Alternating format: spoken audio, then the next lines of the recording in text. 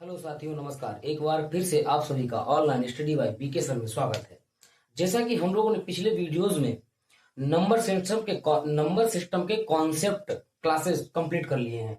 जैसा कि हम लोगों ने आज आपने थंबनेल में देख लिया होगा कि सवाल ही सवाल, तो आज हम लोग इस पे चर्चा करेंगे। सवाल जैसे कि आप लोग इस हमारे बोर्ड पे देख रहे हैं कि मैंने एक सवाल लिखा है 1,0,3,7 तथा 6 अंकों से बनने वाली सबसे बड़ी संख्या बताइए।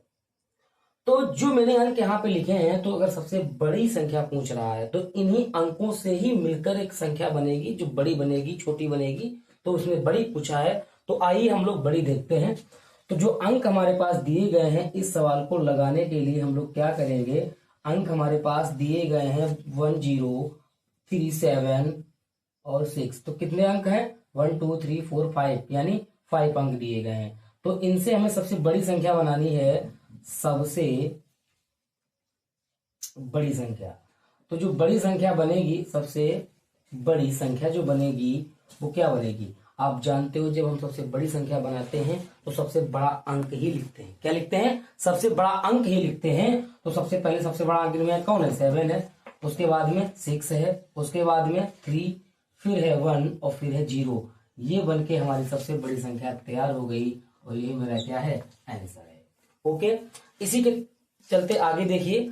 अब देखिए हमने एक क्वेश्चन लिखा है दूसरा। यदि किसी संख्या को उसी संख्या से गुणा किया जाए तथा गुणनफल 256 हो तो वह संख्या क्या होगी? ध्यान से समझना सवाल, ये तो समझ में नहीं आएगा। यदि किसी संख्या को उसी संख्या से गुणा किया जाए तो जो हमारा गुणनफल होगा वो 256 होगा। तो इसमें क्या करेंगे, यहाँ पे देखिएगा। मैं यहाँ पे बात करता हूं, मैं किसी संख्या, तो माना मुझे संख्या तो नहीं मालूम है, तो माना संख्या बराबर x, माना संख्या बराबर x। अब इसी संख्या को उसी संख्या से गुणा कर दें, तो गुणा कर दो, x उसी से कर दें, तो गुणनफल कितना हो जाएगा? 256 हो जाएगा। ये बराबर चला जाएगा। आप जानते हो कि दोनों हमारे जो पद हैं वो कैसे पद हैं? एक x एक समान है, तो गुणा में एक क्या हो जाते हैं? इनकी घात जुड़ जाती है, तो x² बराबर हो जाएगा 256। तो x आप जानते हैं x ऐसे रहेगा, और ये स्क्वायर वाला जो सिस्टम होता है वो इस पे क्या चढ़ जाएगा? इस पे भैया रूट लग जाएगा, और ये स्क्वायर पे रूट लग जाता है। तो अब आप देख लीजिए, जो 256 है ये किसका वर्गमूल है? ये किसका वर्गमूल है आप बता सकते हैं? ये 16 का वर्ग है। किसका वर्ग है? ये 16 का वर्ग है। और x का मान कितना आ गया? 16 आ गया। अब देखिए, हमने तीसरा सवाल लिखा है बोर्ड पर। 10 और 20 के बीच में कितनी अभाज्य संख्याएं हैं? समझना मेरी बात को। 10 और 20 के बीच में अभाज्य संख्याएं। अभाज्य संख्याएं तो आप जानते हो, जो स्वयं खुद से कटती हैं, एक और स्वयं से कटती हैं, जो किसी से ना कटे, x y z, ऐसे समझ लीजिए आप। उनको हम प्राइम नंबर यानी अभाज्य संख्याएं कहते हैं। तो 10 के और 20 के बीच में पूछ रहा है, तो 10 के बीच में क्या आएगा? जैसे हम यहाँ पे बात करें तो क्या यहाँ पर हम लिख सकते हैं 11 आएगा। 11 के बाद में 13 आता है, 17 आता है और 19 आता है। तो ये 4 संख्याएं हैं जो इनके बीच में उपलब्ध हैं। 10 और 20 के बीच में अभाज्य संख्याएं। मैं यहाँ पे एक बात आपको ये बताना चाहता हूं कि 1 से लेकर 100 के बीच में संख्या अगर पूछे तो आप क्या करना, एक हमारा मतलब आप एक नंबर याद रखिएगा, एक ट्रिक आप समझ लीजिएगा, और वो आपको हमेशा काम आएगी। वो ट्रिक क्या है कि याद रखिए, 44 का आधा 22, उसके बाद में एक संख्या लिख लीजिए 32 का उल्टा 23, और इसको लास्ट में 21 लिख दीजिए। आप याद रख लीजिए, ये 100 तक तैयार हो गया। क्योंकि 10 के देखिए, 1 से 10 के बीच में 4, फिर 10 और 20 के बीच में कितनी है? 4, 1 2 3 4, 10 10 20 10 30 10 40 10 50 10 60 10 70 10 80 10 90 10 100, ये संख्याएं बन जाएंगी। अगर वो आपसे पूछे 1 से लेकर 50 तक, तो 1 2 3 4 5 देख लीजिए, गिनो। 4 4 8 2 10 2 12 3 15, तो कितनी बन गई भैया? 15 बन गई। टोटल पूछेगा तो 25 बन गई। ऐसे आप निकाल सकते हैं। अब ये सवाल देखिए, दूसरा सवाल नीचे देखिए कह रहा है कि 2 सही 1/5 में क्या जोड़ा जाए, 2 सही 1/5 में क्या जोड़ा जाए ताकि योगफल 3 हो जाए। कितना हो जाए? 3 हो जाए। जो हो जाए वो बराबर में जाएगा। तो इसको लगाने के लिए हम क्या करेंगे भैया, इसको हल करने के कैसे लिखेंगे, तो इसको ऐसे पर लिख लीजिए आप, और इसमें क्या जोड़ा जाए, तो हम भैया x जोड़ देंगे और ये क्या हो जाए 3 हो जाए। ये सवाल बन गया आपका।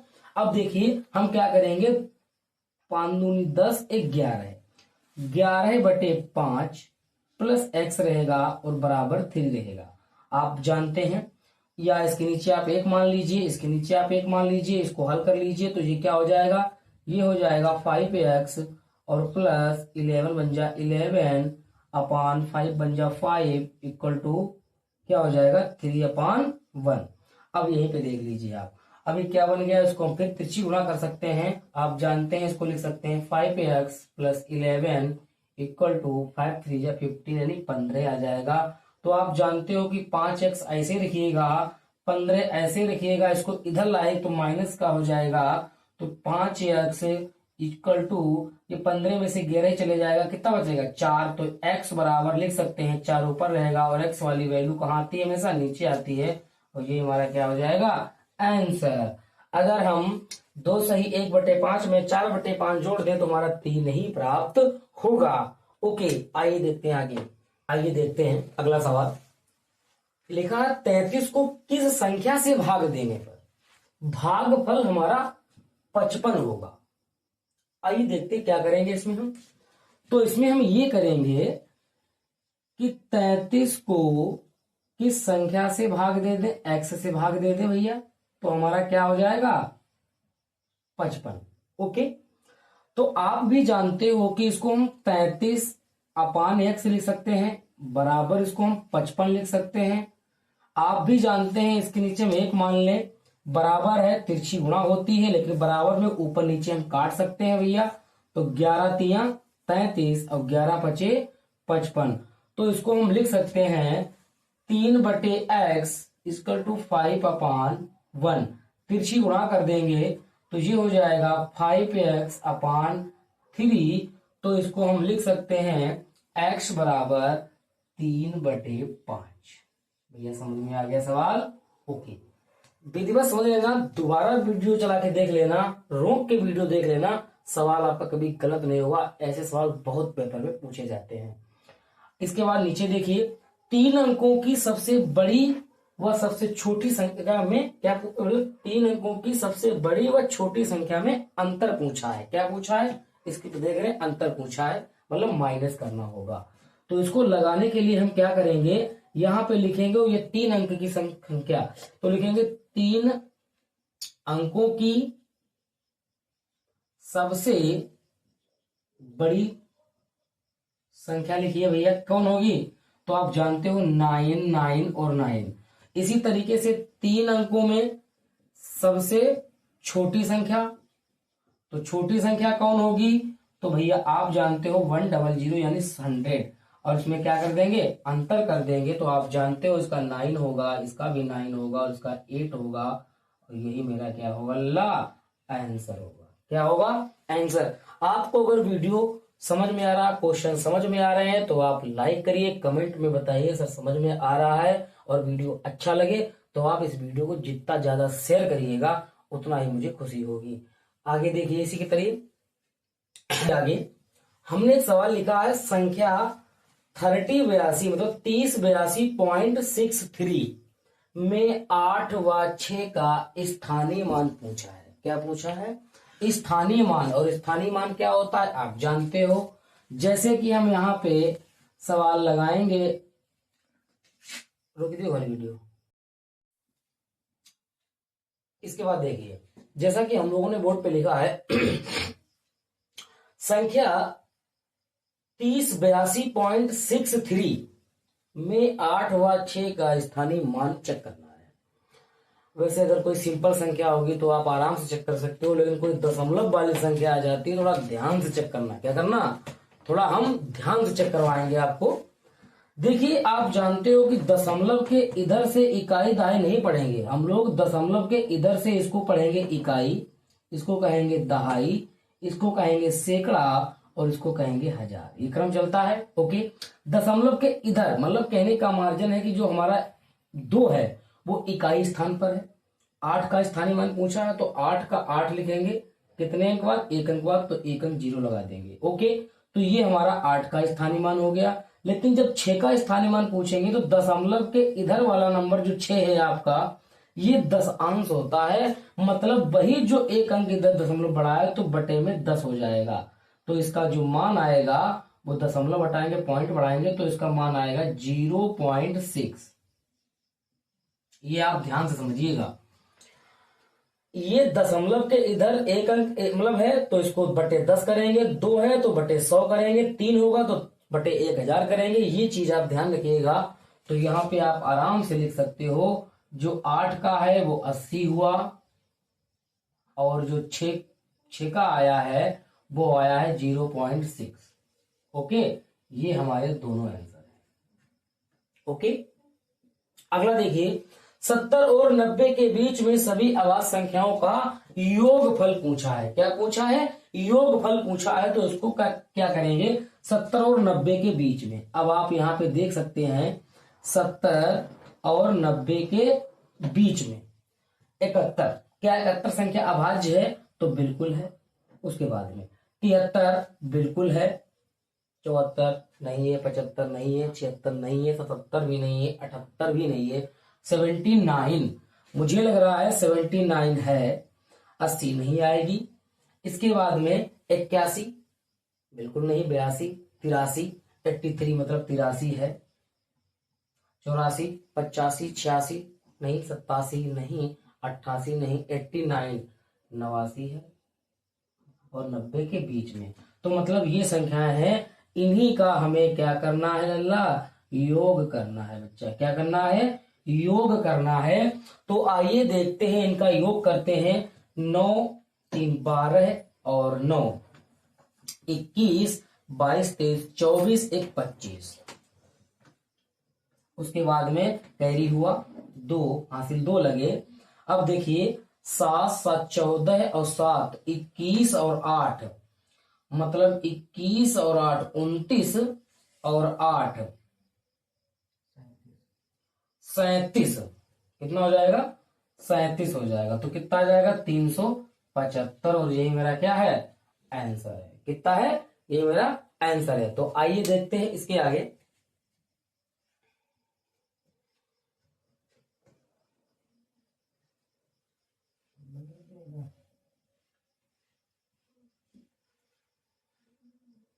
और आप लोगों को वीडियो अच्छा लगे तो भैया लाइक जरूर कर देना, कमेंट में जरूर अपनी राय देना। वीडियो अच्छा लगा, समझ में आया, कोई दिक्कत तो नहीं हुई? सारी समस्या का समाधान है कमेंट बॉक्स में। आप कमेंट कर दीजिएगा कि सर हमको ये सवाल समझ में आए या नहीं आए। आप दूसरा समझाइए, दूसरे तरीके से बताइए, हम उस पर भी थोड़ा ध्यान देंगे। तो आइए हम 1 2 और सवाल लेते हैं और आपको हल कराते हैं। यहां पर देखिएगा, जैसे हम आपको कोई संख्या जुड़वाने का प्रयास करते हैं, जैसे देखिएगा लिखा है 5 घंटे 29 मिनट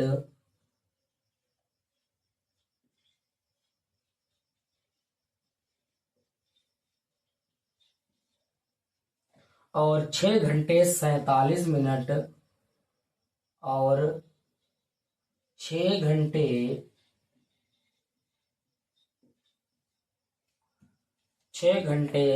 47 मिनट को जोड़ने पर योगफल क्या होगा? को जोड़ने पर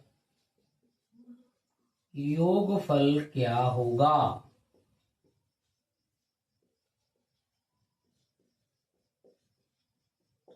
आइए देखते हैं। इसने कहा है 5 घंटे 29 मिनट और 6 घंटे 47 मिनट को जब जोड़ेंगे तो कितना घंटा या मिनट बनेगा? आइए देखते हैं भैया, जोड़ने का तो प्रयास करते हैं हम लोग हैं।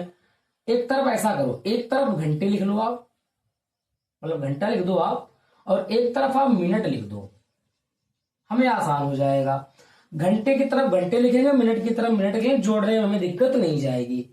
5 घंटे 29 मिनट, 6 घंटे 47 मिनट। कोई दिक्कत है? आराम से जोड़ने का प्रयास करेंगे हम लोग। आइए देखते हैं, इधर से जोड़ते हैं। 9 और 7 16 हासिल लगा। 1 4 2 6 1 7, एक हासिल नहीं हुए। 6 5 11। अब एक बात देखिएगा, ये 76 मिनट है। क्या हम इसमें से 60 मिनट निकाल सकते हैं? अगर हम इसमें से 60 मिनट इधर जोड़ देंगे तो 60 मिनट, या इसको हम लिख सकते हैं 1 घंटा। कोई दिक्कत? क्योंकि आप जानते हो कि 60 मिनट बराबर 1 घंटे के होता है, मतलब 1 घंटा के होता है कि नहीं होता है? तो मैंने वही लिख दिया। ये वाला 1 घंटा इसमें जोड़ देंगे तो अब ये क्या बन जाएगा? ये बन जाएगा 12 घंटे। अब 60 मिनट जा चुके हैं तो 76 में 60 जाएंगे तो बचेंगे तो 16 मिनट। हमारा आंसर हो जाएगा। क्या हो जाएगा भैया? आंसर हो जाएगा। आपको समझ में आया? इसी तरीके का एक दूसरा सवाल बता रहे हैं, उसे समझिएगा।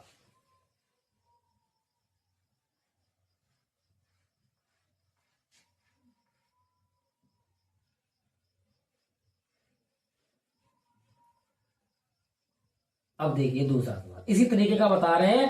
तब आपको लगेगा कि हमने कुछ सवाल नंबर सिस्टम में सीखे हैं, और भी आपको अच्छे लगे तो आप कमेंट में बताइएगा। हम दूसरा लेक्चर इन सवालों का जरूर डालेंगे और आप लोग इसको बिल्कुल समझिएगा। देखिए अब दूसरा दे रहे हैं, 10 नंबर सवाल है।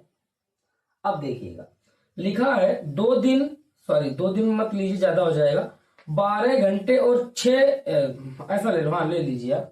मान लीजिए 12 घंटे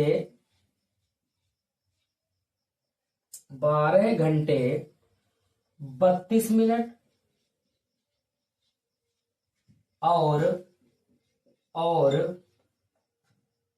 14 घंटे 42 मिनट को जोड़ने पर प्राप्त संख्या या नंबर, प्राप्त संख्या क्या होगी? चलो देखिए, आइए देखते हैं क्या कहा। जोड़ने पर योगफल क्या होगा या प्राप्त जो भी है। देखिए अब इधर एक तरफ हम लिखेंगे घंटा और एक तरफ लिखेंगे मिनट, और देखिए इसमें घंटे में क्या करेंगे, 12 घंटे इधर कर लेंगे और 32 मिनट इधर कर लेंगे। 14 घंटे और इधर कितने हैं, 42। चलिए करिए प्रयास। 2 2 4 और 4 और 3 7, कितना हुआ 6 और 2 मतलब 26। क्या हम 74 मिनट से 60 मिनट निकाल लें? इसमें से अगर हम 60 मिनट निकाल लेते हैं तो 60 मिनट का मतलब होता है, या इसको हम 1 घंटा कह सकते हैं, और वो 1 घंटा इसमें जोड़ देंगे तो ये बन जाएगा 27 घंटे, और इसमें से 60 जा चुके हैं, 14 मिनट बचा। क्या बचा? 14 मिनट बचा। तो ये मेरी संख्या या घंटा मिनट बनके आ गया। आपको समझ में आ गया होगा। एक सवाल और इसे थोड़ा बड़ा लेते हैं, तब आपको और समझ में आएगा। आइए देखते हैं। अब देखिएगा, मैं एक सवाल थोड़ा और बड़ा लूंगा इसी घंटे को और दिन को लेकर। थोड़ा कठिन सवाल है, लेकिन थोड़ा ध्यान अगर दोगे तो आपको बिल्कुल समझ में आ जाएगा। देखिएगा, लिखा है 2 दिन 12 घंटे और 6 दिन 16 घंटे। लिखा है 2 दिन 12 घंटे और 6 दिन 16 घंटे का योगफल क्या होगा? का योगफल क्या होगा, क्या होगा। तो आइए देखते हैं। अब इसको हम दिन और घंटे बनाते हैं, तो एक तरफ इसमें कोई दिक्कत नहीं है, एक तरफ हम दिन लिखेंगे और एक तरफ घंटे लिखेंगे, मतलब घंटा, कोई दिक्कत। यहाँ कितने हैं 2, यहाँ कितने हैं 12 घंटे, यहाँ कितने हैं 6 और यहाँ है 16 घंटे। आइए देखते हैं, जोड़िए 6 2 8 और ये 1 1 2, ओके, और 8। आप जानते हो कि ये 28 घंटे बने, और एक दिन होता कितने घंटे घंटे का है, तो हम यहां लिखेंगे 24 घंटे बराबर, 24 घंटे बराबर एक दिन, यानी एक डे होता है, आप जानते हो। तो इससे अगर हम 24 घंटे निकाल लेंगे, 24 घंटे निकाल लेंगे, 24, या इसको हम कह सकते हैं एक दिन, एक दिन कह सकते हैं। तो इसमें अगर हम जब जोड़ देंगे तो 8, मतलब 8 में एक दिन जोड़ देंगे तो ये बन जाएगा 9 दिन, और इधर 24 जा चुके हैं तो 4 घंटे, तो 4 घंटे बचे। क्या बचे भैया, 4 घंटे बचे, और यही मेरा आंसर है। ओके, समझ में आया कि नहीं आया। ऐसे ही वीडियो आपको अगर चाहिए तो हमारे चैनल को सब्सक्राइब कर लीजिए और बेल आइकन को दबा दीजिए, जिससे आपको पता चल जाएगा कि हमारा वीडियो आ चुका है, और आप देखिएगा। Online study by VK sir हमारे चैनल का नाम है, यूट्यूब चैनल है। और वीडियो आपको अच्छा लगा तो आप कमेंट करिएगा, सर बहुत अच्छा लगा, लाइक जरूर कर दीजिएगा, जिससे मुझे ये पता चलेगा कि हमारा ये वीडियो काफी लोगों ने पसंद किया है। देखिएगा, इतना ही रखेंगे आज। अगली जो क्लास रहेगी वो अगले नेक्स्ट वीडियो में रहेगी। धन्यवाद।